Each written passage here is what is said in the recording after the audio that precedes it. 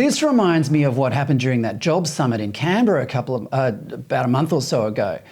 In the middle of that Jobs Summit, there was a nationwide strike of childcare workers. Now, the people at that Jobs Summit would have just, that would have water off a duck's back to them. I mean, why would they care about it? But you are people who are affected by the strike of childcare workers are people who are probably in the most stressful stage of life. Correct. They're both working, they've got young kids, they've probably never had kids before, this is all new to them. And then in the middle of that, the childcare centre closes down. What the hell are they meant to do? And it's the same. I mean, these are the same people who are, as you point out, quite rightly, this is the same demographic that is most directly and most severely affected by every increase in interest rates. They are. I mean, the numbers are stark. $1,400 will be the increase per month on the average New South Wales mortgage by the end of the year. What sort of family, even a family, reasonably comfortably off on two incomes, can find $1,400 to spare each month on top of petrol, on top of energy price, on top of the kids' shoes? Something has to give, right? And yet it's so concentrated in those areas. And you're dead right, Fred, it always affects those people. Labor's supposed to be the party that cares about those people.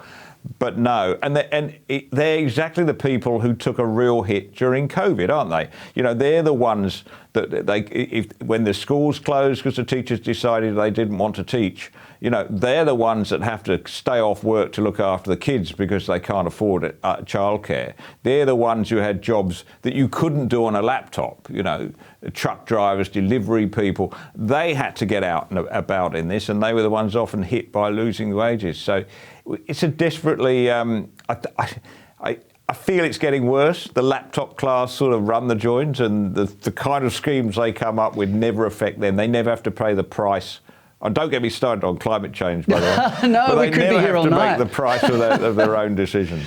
Well, that sort of segues into another essential topic at the moment, and that is housing, which is becoming a hell of a crisis at the moment. There was a housing minister conference nationwide from all the states and the federal minister in July, which achieved nothing. And then last week, Queensland, they had a round table that found 200 beds for homeless people at a university college and didn't do much else except for announce another conference. But the thing about housing that I find most notable, Nick, is that I'm the son of a builder and I come from Western Australia where we used to look at the area at the edge of the suburbs and, Australians used to anyway, and look at it and go, well, we could clear that and we could turn it into a good suburb and families could, people could raise families here. And I actually used to work on building sites like that back in the 70s and 80s. And it was actually part of our culture. It was our can-do culture. We, look at something where it's just arid bush and think, well, let's turn it into homes and roads and schools. But Australia just doesn't have that mentality anymore, does it? No. And the reason I bring it up is that the problem with housing is supply. It's as simple as that. Spot on, Fred. And what's happened to the Australian dream of the quarter-acre block? When Anastasia Palaszczuk, she's been wrestling with this housing question up there.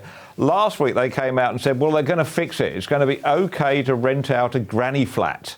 A granny flat? It's getting smaller and smaller, isn't it? It's going to be like that Monty Python sketch soon. You'll be renting out a cardboard box. Exactly. Oh, luxury. Luxury. Yeah.